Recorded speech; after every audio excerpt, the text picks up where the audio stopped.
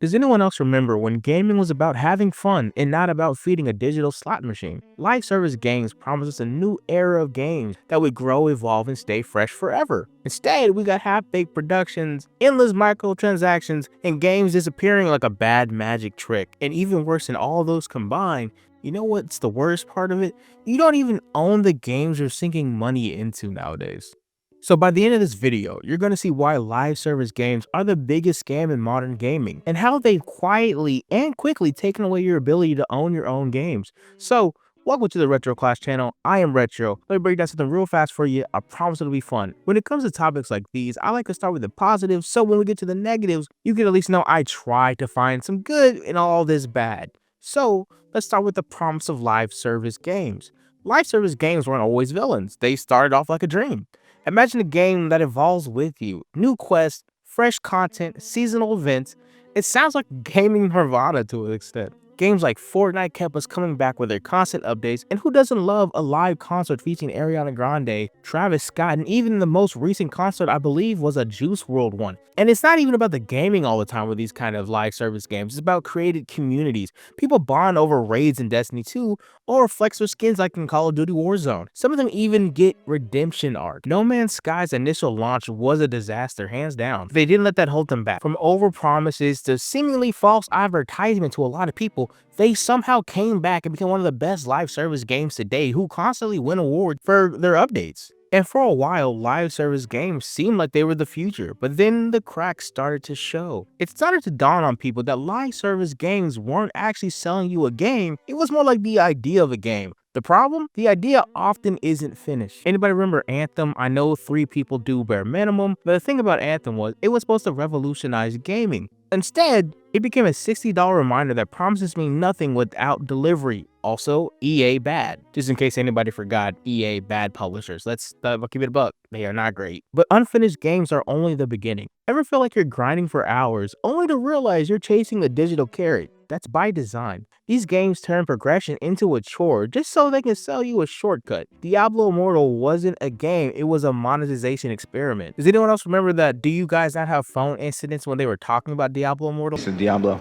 I was curious. Fluffy. I was curious. I see a lot of mechanics that we've kind of been begging for in Diablo 3 in this.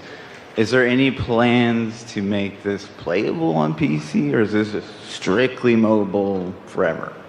Are there any? The current plan is to be on mobile, both Android and iOS.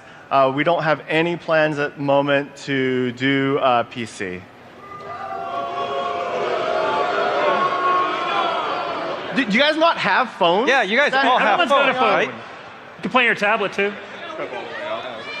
The devs, in a way, were saying they don't care about what's optimal for players. It's more like the mobile gaming market is completely different compared to regular gaming markets. So they can charge an exorbitant amount of money on fees, gotcha rates, or whatever they want to sell as a pack to a player. Have you seen how much MiHoYo games make? Now, I'm not mad at it, but Honkai Star Rail, Genshin Impact, and whatever other games they have making almost $1 billion in revenue seemingly every year is insane to me. And as a guy who's interested in analytics and business and stuff of that nature, I understand it. The optics were there. Make mobile game equal money. Money equal mobile game. Understand it.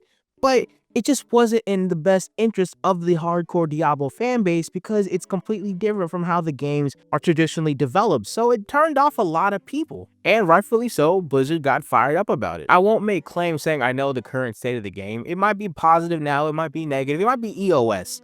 Regardless, it was not an ideal outcome for the company. And because of stuff like this, we need to talk about how FOMO is a big part in this live service economy. Limited time skins, exclusive events, they're not selling fun, they're selling anxiety. But then that's not the most infuriating parts. You don't even get to keep what you pay for sometimes. So I want to get one thing straight, right? When you buy a digital game, you are not buying a product, you are renting access to a service. If a game gets pulled from the store, like say, I guess X Defiant recently, you're straight out of luck. Your $100 skin, completely gone. All the cool in-game currency you didn't use yet, completely gone.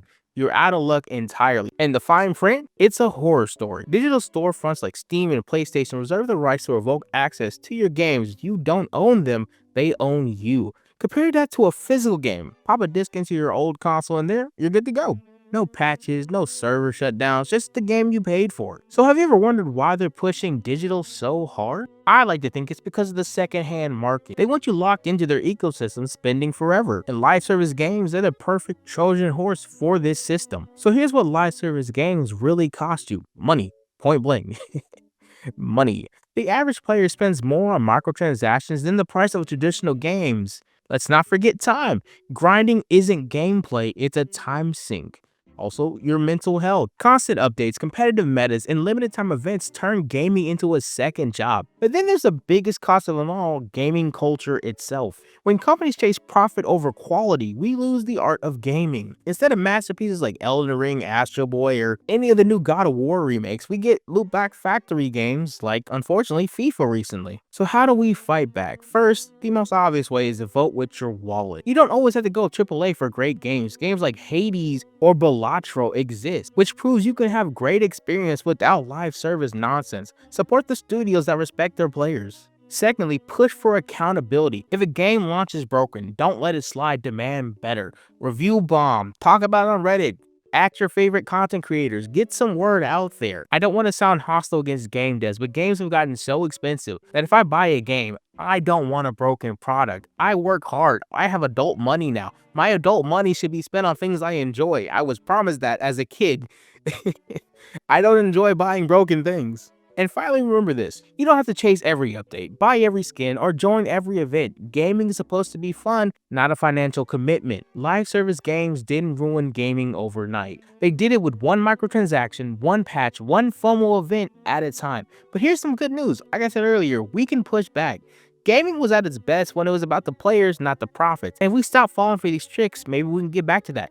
Support indie devs. I promise you will be fine. Not buying the next super AAA game Ubisoft, EA, Activision, whoever puts out. You will be fine. So thank you for getting this far in the video. So tell me your worst experience with a live service game. Let me know in the comments. I'll bring some popcorn and read these. And hey, if this video saves you $10 on the next battle pass, I'd say it was worth it. So like and subscribe, hit that bell and all the other fun stuff, and I'll see you in the next notification.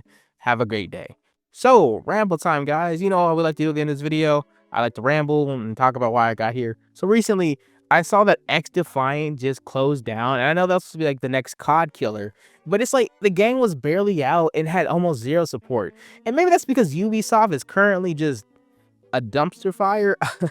I don't know, but it just kind of got me thinking about how live service games like Comcast, X Defiant, and any other one could just be turned off at any random time. And it's like, what can you do about it? Nothing. You don't own the server. You just license the game that you thought you owned, which is so dumb that that's actually a thing. Like, I mean, I thought digital was cool back in the day, but now it's like, I've lost two $60 games just because the servers were turned off. And it's like, man, I really just rented this game for like $60. And it just makes me mad thinking about it. So I just wanted to talk about it.